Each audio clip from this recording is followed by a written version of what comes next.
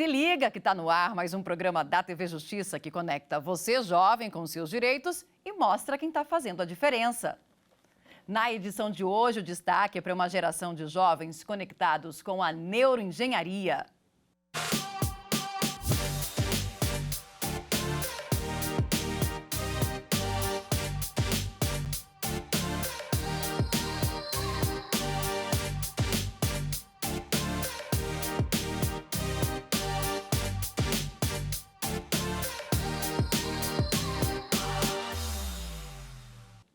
Que jovem gosta de inventar, a gente já sabe, mas tem uma geração que está levando isso bem mais a sério e colocando as habilidades a serviço da revolução tecnológica.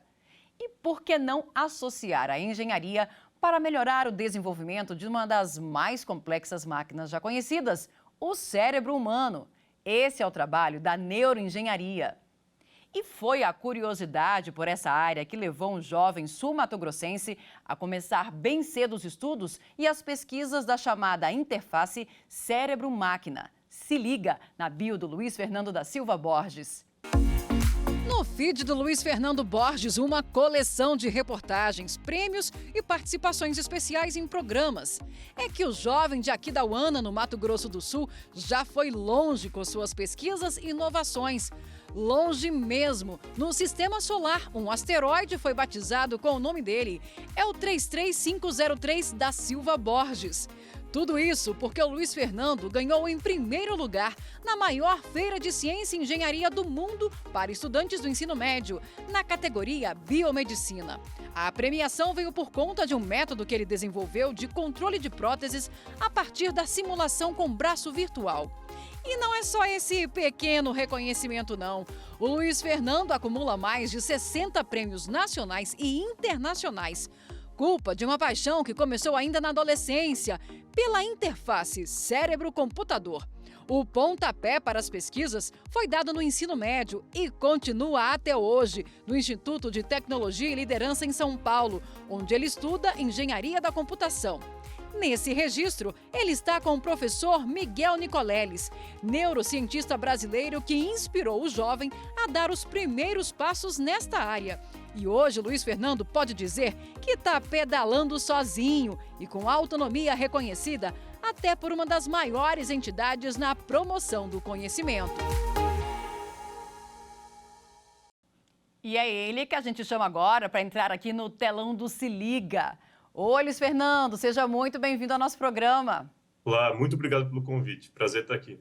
E para falar com a gente também sobre essa história de encarar as pesquisas desde cedo, a gente recebe duas estudantes. A Lara Marian, que se formou recentemente no ensino médio pelo Instituto Federal de Brasília, e a Doris Emily, que está no ensino fundamental e estuda na escola do SESI de Taguatinga, no Distrito Federal.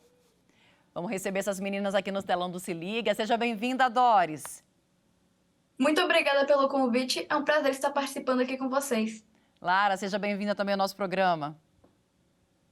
Muito obrigada pelo convite, também é um prazer estar participando aqui nesse programa. E para falar com a gente sobre o diferencial do ensino técnico, a política de incentivos à pesquisa científica no país, a gente recebe o doutor e mestre em educação, Carlos Alberto. Vem para o telão do Se Liga. Olá, Marina, uma satisfação estar com você e os telespectadores do Se Liga e esses jovens brilhantes, o Luiz Fernando, a Doris e a Lara. Muito obrigada. Luiz Fernando, eu começo perguntando para você o seguinte: quando que você descobriu que era isso que você queria fazer, estudar neuroengenharia, pensar aí nessa interface cérebro-computador? Eu cresci assistindo canais de TV que mostravam a vida de grandes cientistas e principalmente experimentos. Então era o jeito que eu brincava. Meu primeiro contato com a ciência foi assim. Só que o interesse pela medicina, ele surgiu, que eu tenho uma avó, tinha, né, uma avó que era enfermeira padrão, meu pai é bombeiro, minha mãe é professora, todas as profissões que têm a ver com valorização da vida. Então eu tenho um valor muito forte para mim que a vida humana é a coisa mais importante que existe, é a coisa mais importante que precisa ser preservada e precisa ser cuidada. E o jeito que eu decidi intervir nisso, o jeito que eu decidi contribuir com isso, foi com tecnologia. Teve muito a ver com a minha entrada em um instituto federal, nesse caso, o Instituto Federal de Mato Grosso do Sul, aprender ferramentas de programação, aprender ferramentas de eletrônica. Eu fiz curso técnico integrado em informática. E aí eu alinhei essas duas paixões, a questão de programação, a questão de eletrônica e engenharia, com os desafios da saúde, para tentar unir essas duas coisas e usar essas ferramentas para solucionar problemas da saúde. A grande pesquisa que você teve nessa área foi esse método para movimentar e ter essa sensibilidade aí do braço robótico, né? Isso, exatamente. Essa pesquisa, ela foi inspirada nesse campo de controle, no qual o método atual para você controlar essas próteses, ele é um pouco rudimentar. Então, as próteses, apesar de muito caras, o único movimento que elas podem fazer é de abrir e fechar a mão robótica. Eu falei, se a gente tem hoje na literatura científica, isso na época era 2015, 2016, se a gente tem demonstrações na qual o cérebro pode ser utilizado para controlar artefatos robóticos, né, mãos robóticas, pernas robóticas com muito mais facilidade, por que a gente não pode fazer isso com próteses? Então vamos entender melhor agora o funcionamento deste método? Solta o VT, diretor. O método que eu propus, ele utiliza a terapia da caixa de espelhos, que é uma terapia utilizada para tratar a síndrome do membro fantasma. Uma síndrome que acomete 80% das pessoas que têm algum tipo de amputação, na qual elas não têm um membro, só que elas sentem que o membro está lá e às vezes sentem dor nesse membro. O jeito de tratar essas dores, essa síndrome, é enganar o cérebro da pessoa para ela achar que o membro voltou ou que o membro ainda está lá com um espelho.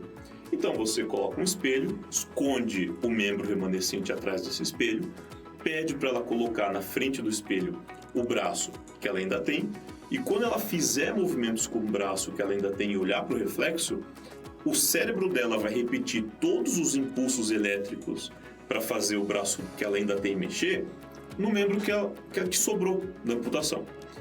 O que eu fiz foi coletar os sinais de movimento da mão, que ela estava abrindo e fechando, e os sinais musculares, os sinais elétricos do membro remanescente.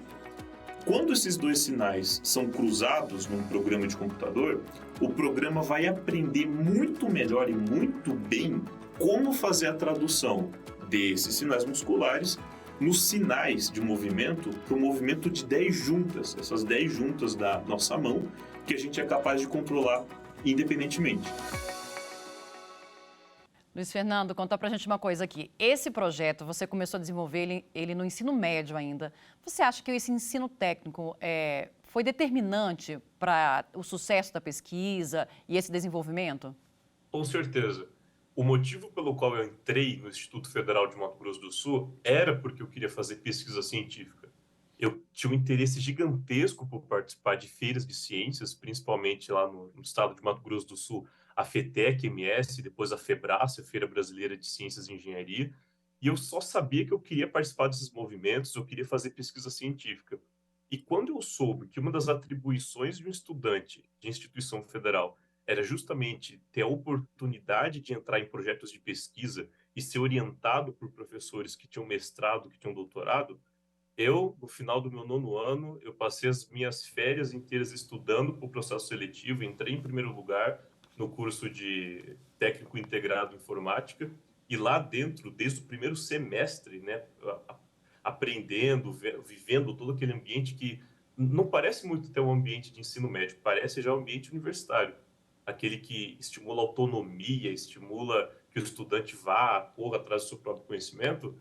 Eu pude contar com professores que me ajudaram a desenvolver todas essas pesquisas que eu vou citar aqui hoje, né? A primeira, do método de controle e sensibilidade para próteses, por exemplo, foi uma das pesquisas que eu mais contei com a ajuda de professores lá dentro da própria instituição. Doris, você estuda hoje numa escola, o SESI aqui de Taguatinga. Eu queria que você contasse um pouco da sua experiência também nessa área, nessa formação, ainda que no ensino fundamental ainda, mas já de envolvimento com esses projetos de pesquisa que vocês têm lá. A gente tem uma equipe de robótica, na verdade, na nossa escola são 2 equipes, que é uma atividade, vamos dizer que é uma atividade extracurricular, e para entrar nessas equipes, você participa de uma seletiva, até porque a gente, né, trabalha em outro horário da escola, a gente trabalha até nos sábados, então tem que ter bastante gosto e motivação. E a gente participa do torneio Fresh Lego League. Uma das vertentes do torneio, né, é o projeto de pesquisa. Eu faço parte da equipe Albatroid, Alba significa amanhecer e Troid luta, e atualmente, né, no tema da temporada, o tema é de energia. Então, nós estamos pesquisando sobre energia elétrica, e aí a gente chegou a um problema que ele mostra que as placas solares, né, porque é possível perceber que as placas solares, elas estão crescendo cada vez mais, estão sendo cada vez mais adquiridas por ser a fonte mais renovável de energia que se tem. E quando elas ficam sujas, elas perdem até 30% de eficiência por placa. Então, geralmente as pessoas têm mais de uma placa e tudo, e isso vai fazendo com que ela vá perdendo eficiência por placa. Isso gera um grande prejuízo. Além de que a limpeza manual, ela é bem cara, já que você tem que fazer uma limpeza a partir de uma semana ela já começa a perder. Então, imagina, toda semana você tem que pagar para ir fazer a limpeza. E aí, para resolver esse problema, né, na nossa equipe a gente desenvolveu o SOLAR, o Sistema Otimizado de Limpeza Automática Rápida, que ele consiste num sistema que toda semana ele se ativa por meio de um relé horário e ele joga água pressurizada na placa solar. Ele já é feito com materiais de aço e metal para ele ser resistente ao sol e tudo. Lara, eu queria também que você me falasse um pouco da sua experiência. Você se formou recentemente também no Instituto Federal. Também teve uma participação assim preponderante na sua formação, esse trabalho, esse desenvolvimento de pesquisa? Eu participei do projeto Meninas na Ciência.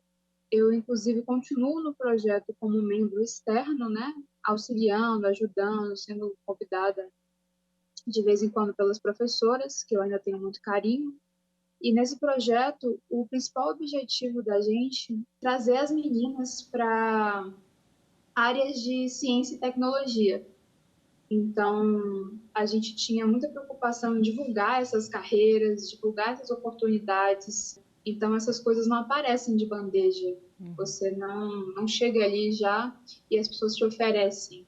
Você tem que procurar, você tem que ir atrás, você tem que ler editais. Então, a gente ajudava, estava se preocupando ali naquela questão da orientação, porque muitas meninas já não entram com esse uma expertise, norte, assim, né? Vamos colocar, então, o doutor Carlos Alberto na conversa. Eu queria perguntar para ele o seguinte: o senhor acredita que esse ensino técnico contribui para a entrada no mercado de trabalho desses jovens e, inclusive, para diminuir a quantidade de jovens chamados neném, que são aqueles que nem trabalham e nem estudam? Pensando em termos de educação, vamos separar os exemplos aqui trazidos do Luiz Fernando, da Lara e da Doris. Eles são muito úteis para a gente compreender que nós podemos estar falando dessa formação profissional e tecnológica em diferentes etapas da vida escolar.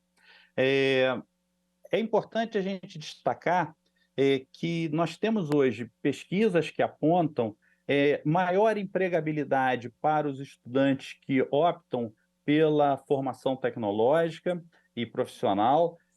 São cursos de duração menor, em média até 2 anos você consegue completar essa formação. O investimento, quando realizado numa instituição particular de ensino, ele normalmente tem um valor mais acessível do que seria um curso numa graduação numa instituição particular. E, por fim, também são cursos que são reconhecidos pelo MEC. Então, me parece que a gente tem aí um caminho muito positivo e muitas vezes ignorado por uma parte significativa dos nossos jovens. O senhor acredita, inclusive, que é um direito do jovem estudante hoje, uma vez que a Lei de Diretrizes e Bases alterou o formato do ensino médio, prevendo essa possibilidade de um ensino técnico? Uma das possibilidades que o estudante tem hoje, exatamente com a alteração da Lei de Diretrizes e Bases da Educação Nacional, é de fazer a opção pela educação profissional na sequência, já ali no conjunto do ensino médio, o que muitas vezes não é oportunizado pelas instituições de ensino, porque apesar da lei prever essa possibilidade, nem todas optam pelo caminho da continuidade no contexto profissionalizante. Vamos fazer agora um breve intervalo e a gente volta já já.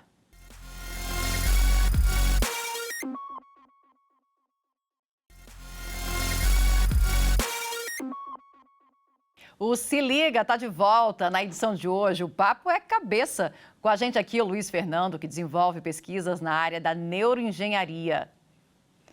Luiz Fernando, me conta uma coisa. Nesses momentos de pesquisa que você fez, você recebeu algum apoio financeiro de alguma empresa ou do próprio instituto?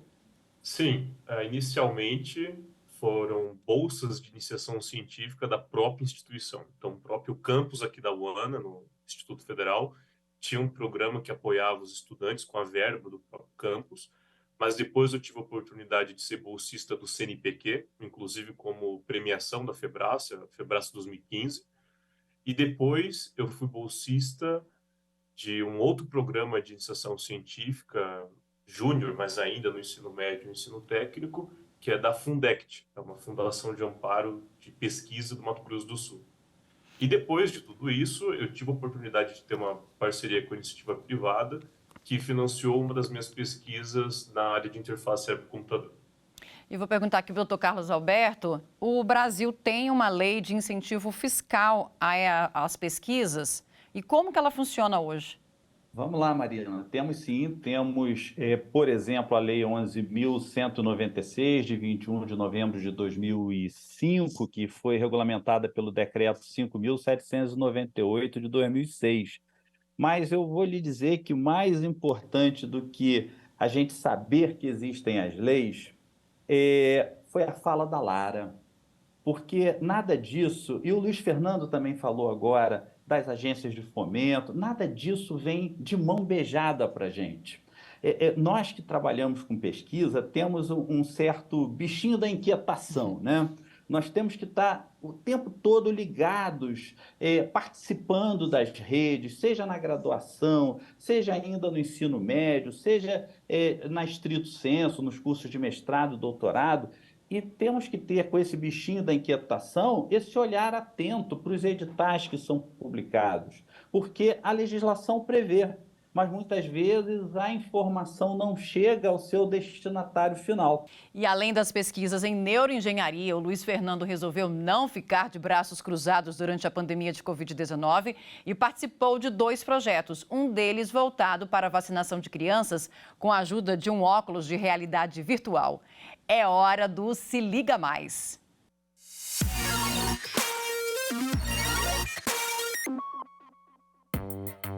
O projeto piloto foi usado na aplicação de vacinas em crianças, na cidade de Aquidauana, no Mato Grosso do Sul. Na hora da vacinação, óculos de realidade virtual eram colocados. Uma história com personagens lúdicos começa.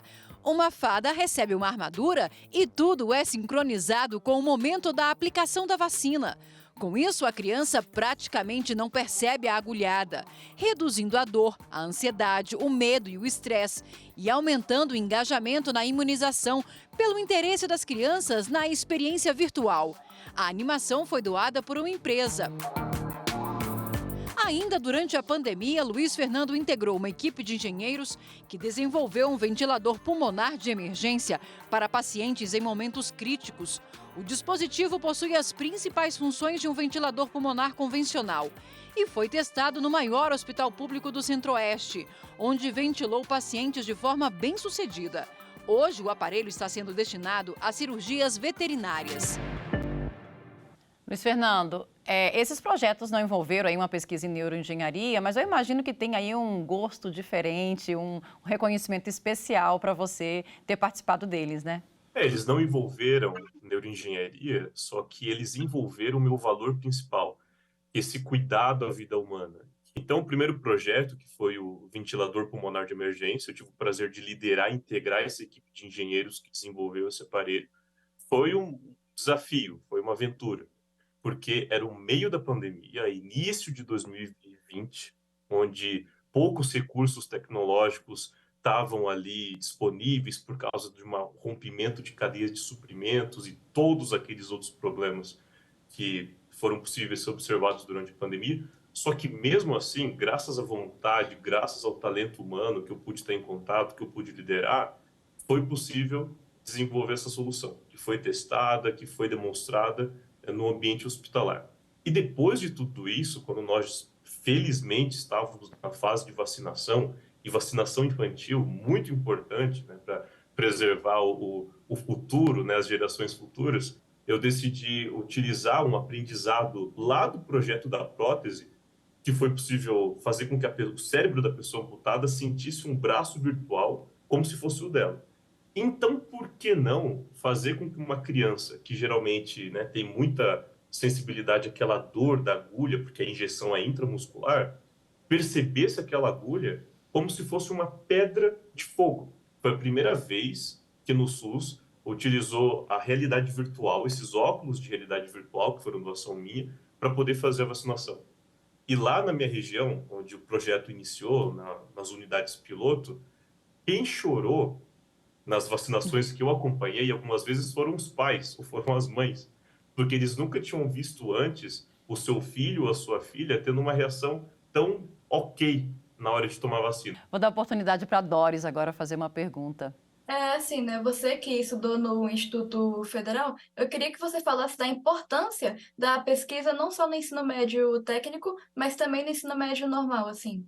A pesquisa científica é algo que, além, justamente, principalmente para quem não é do Instituto Federal, que não tem, às vezes, né, via de regra, no ensino público, esse incentivo à autonomia, a pesquisa científica, ela te dá várias oportunidades de entrar em contato com a sua verdadeira paixão intelectual.